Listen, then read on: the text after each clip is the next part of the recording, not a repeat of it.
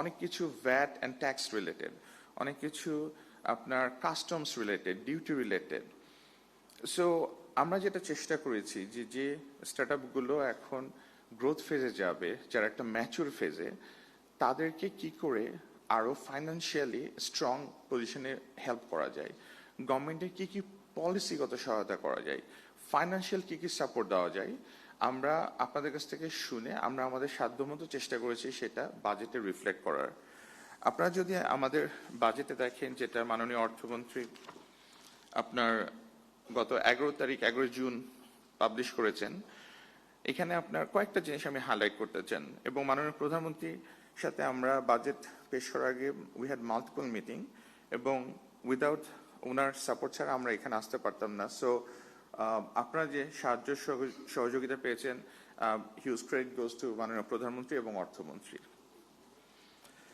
এই বাজেটে আমরা 500 কোটি টাকার স্টার্টআপ তহবিল ঘোষণা করেছি, এবং বলা হয়েছে যে প্রয়োজন হলে এই তহবিল সরকার আরো বৃদ্ধি করবে। আপনাদের one of the biggest challenge ছিল যে 15% ভ্যাট। 15% ভ্যাট আপনারা রিকোয়েস্ট করেছিলেন 10 to 5%-এ, সেইখানে আমরা 0%-এ এই ভ্যাট এবং ট্যাক্স নামিয়ে আনছি।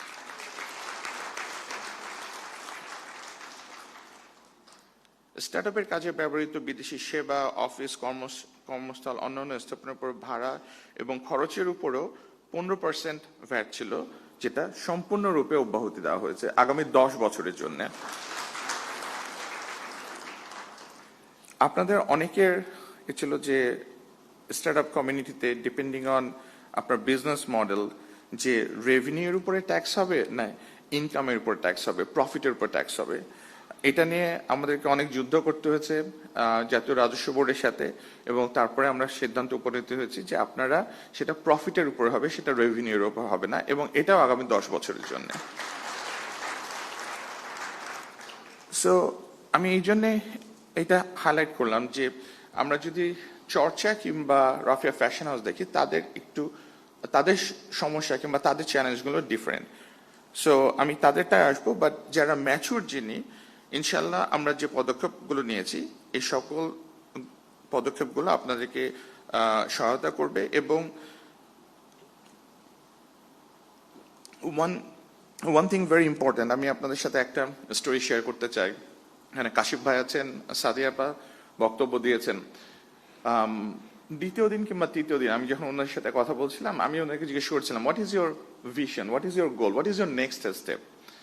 তো ওনারা বললো যে বাংলাদেশে আমরা এটা করছি, যে then we want to go south east Asia. আমার মনে আছে আমি আপনাদের বলছিলাম কাশিফ ভাই যে সাউথ এশিয়া, ইস্ট এশিয়া আপনি যেতে পারেন, but south east Asia is a very competitive market. South east এশিয়াতে আপনার বুকিং আছে, অ্যাগোডা আছে, ট্রাভেল লোকা আছে, and price sensitivity is very high. So আপনি যে নিশে কম্পিট করেন তার জন্য middle east is much better opportunity for you. এবং আই ওয়াজ ভেরি হ্যাপি যে ওনাদের সাথে ডিসকাশনের পরে দেন দে শেয়ার যে তারা অলরেডি সৌদি গভর্নমেন্টের সাথে নুসুক অ্যাপের সাথে ইন্টিগ্রেট করে ওমরার জন্য তারা অলরেডি মিডল ইস্টে এক্সপেনশন করার চিন্তা ভাবনা করছেন। আমি মনে প্রাণে বিশ্বাস করি যে আপনাদের মধ্যে আমি যে কজন গ্রোথ পর্যায়ে দেখেছি, দেয়ার আর মাল্টিপল স্টার্টআপ, শুধু বাংলাদেশে না, বাংলাদেশের বাইরেও আমরা দুনিয়াতে আমাদের এই স্টার্টআপগুলোকে এক্সপ্যান্ড করতে পারবো, এবং we can establish and we can make our mark ইনশাল্লাহ এট দ্য গ্লোবাল স্টেজ।